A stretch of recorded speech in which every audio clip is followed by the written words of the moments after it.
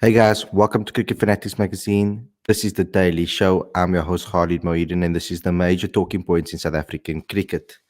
So today we're going to do something a little bit fun. Obviously, we're only going to have an opportunity to see South Africans back in action in the IPL.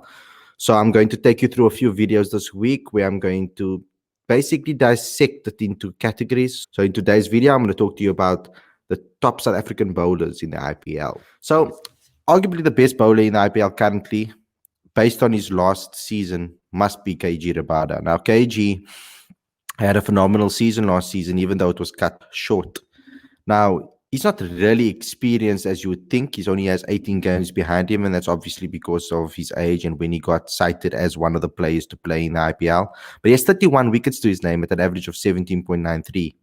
In fact, based on the algorithms that the IPL have run, he has the best average, but I think they only took it from a certain amount of games played, because you'll see later on in the show when I talk about Lungengidi, you'll see that his average is quite low, but he's only had one season. So because KG has had a couple of seasons in the IPL already, he is one of the top bowlers in the IPL, and obviously he has been able to fall under that bracket to be put in a hat with the other bowlers with regards to who has the best average. And clearly, currently, if you go to the IPL website, you'll see that KG Rabada has the best average.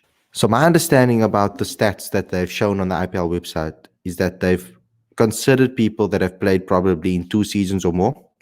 So obviously KG Rabada has played in 2018 and 2019 season. So he falls under that bracket with 18 matches behind his name. He's been quite amazing for the Delhi Capitals. But I think that because of last season, when he pulled out with an injury, and obviously with the IPL being just before the World Cup, South Africa also trying to obviously keep hold on to him and make sure that he's fit for the World Cup.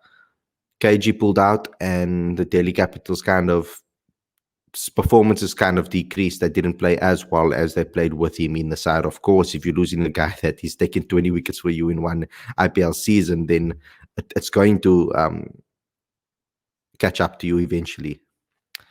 The next bowler, obviously one of the legends of the game, probably one of the best spinners in the IPL, Imran Tahir. Especially from a South African point of view, he was phenomenal.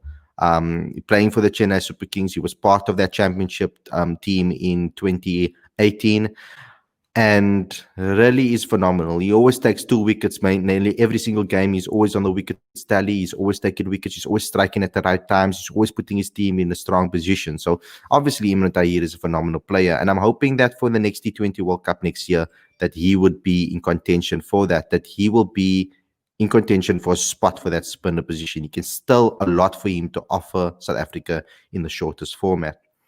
Another bowler that I would consider in this list, even though he is an all-rounder, is Chris Morris. He was the most expensive player in the IPL a couple of seasons ago, making that 1 million bracket. And once again, he's playing again in the IPL, even though he hasn't had much time to play for the Proteas in T20 format or in the ODI format. He hasn't had a lot of games in the last year or so.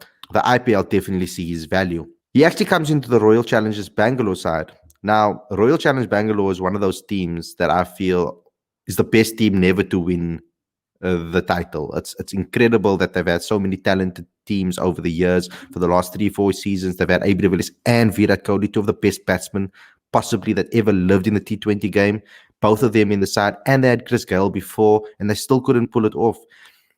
And what was happening there is a lot of their money was spent on batsmen and not so much on their bowlers. But this season, with having Chris Morris, and you'll see later on Dale Stein as well, having Dale in the side as well, a phenomenal opportunity for them to really take their game to the next level. There's also someone that I want to mention here, and that's Udana. And I think they've also added him as an all-rounder role. So we don't know how many times you're going to see Chris Morris play, but I'm back in it that they're going to really start him. Otherwise, why spend so much money on a player like Chris Morris? Next one is Dale Steyn, the legend, the Proteas legend. Now, we know that Dale has been in the Proteas camp, and I think they're still trying to find a spot for him and whether they're going to use him and if he can stay injury-free and give 100% at all times. I still see Dale Steyn's value. We could see in the Mzansi Super League how amazing he was, one of the top bowlers in the tournament at last season's campaign. So Dale still offers a hell of a lot with the ball. experience as well. He's an amazing bowler, and I think this is the signing that the Royal Challengers Bangalore really, really needed, because they need this experienced bowlers in their side and quality bowlers that can really attack and bowl amazing Yorkers. And Dale Stein is the exact person for that. Now, he's played in every single season apart from the 2017 and the 2018 season, and it's a pity that he actually missed out on those, but it was weird that he did. But I saw his value again in 2019, even though he only played about 2 matches. And I think he was also hit by injury as well in that in 2019, as we could see in the World Cup. It was difficult for him to stay fit for the World Cup, and he had to pull out, and he was replaced with Björn Hendricks. So it was quite a difficult thing that he had to go through. But now Dale Stein's back, and he's playing with the likes of AB and Chris Morris and Virat Kohli and Udana and all of these great players. So I think he'll be able to fit nicely in there. They even got Yadav in that team as well. So it's going to be quite a good bowling attack that they have this season. Maybe this season is the Royal Challengers Bangalore season. We don't know. So Dale Stein in that side, really, really dangerous. Now, we're going to go to the next guy. And this has been one of the superstars of the 2018 season. And that's Lungi Ngidi. Now, Lungi bursted onto the scene, made his Proteas debut. He impressed a lot of people with his performances against India and in that season. So obviously the IPL really stood up, and they were like, we need to get this guy because he really showed his ability against India.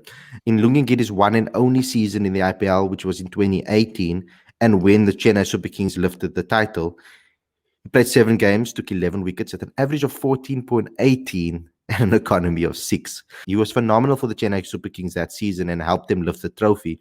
So he's very valuable to them.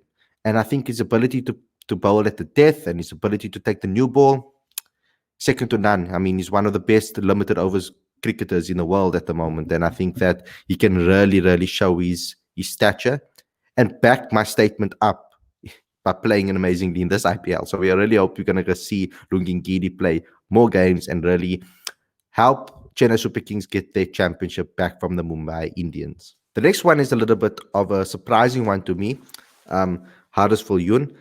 Now, we know Hardisful Yun's caliber across the world. You know, he's a T20 cricketer across the world, and as well as in the Mzansi Super League, and especially in England as well. Hardisful Yun only had 1 season in the IPL so far. He only played 6 games. He took 7 wickets. His average is quite high, and you hope that he can drop that. It's 31.71, and his economy is 9.65. So we're going to hope that he can add a lot to the Kings 11 as an all-rounder, and hope that we get to see more of him, because we want to see all the South Africans play. That's what we want to see. That's why we want to tune into the IPL, even though there are some world-class players too. Now, debutant. And this is the one that everybody's excited about. Well, at least I am. You guys know that I'm a big fan of Anrich Nokia. We've had him on the channel quite a few times. We've had an on lockdown series with him. We've had some exclusive interviews with him, and always having a nice chat with Anrich. He's a really nice guy, and obviously a very good cricketer as well. So now, obviously, because this is his debut season, I put his MSL games on the screen over here.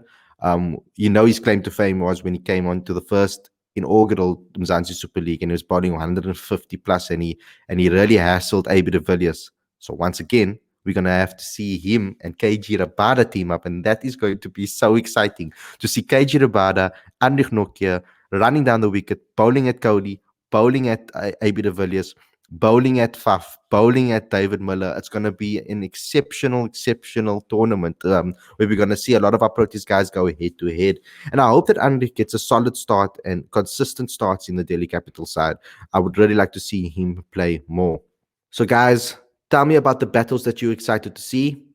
Tell me about some of the guys that you thought maybe missed out on selection for this particular IPL show. Obviously, this tournament's going to be in Dubai, not in India, so it's different conditions that they're going to be playing in. And I think it might be just a little bit more conducive for the seamers than it will be for the spinners in Dubai. But we'll have to see what the wickets they have and what wickets they've produced, etc. But it's going to be a very interesting tournament, a very exciting tournament. And I hope you guys are going to tune in so we can see some of our Proteas players and South African players in action. So guys, thanks a lot for watching. Don't forget to like, comment, share, and subscribe. Click the notification bell for all future videos and for future live streams. Don't forget to download the latest issue of the magazine. The link is on the screen and the link is in the description. Thanks a lot for watching, and I'll see you guys very, very soon.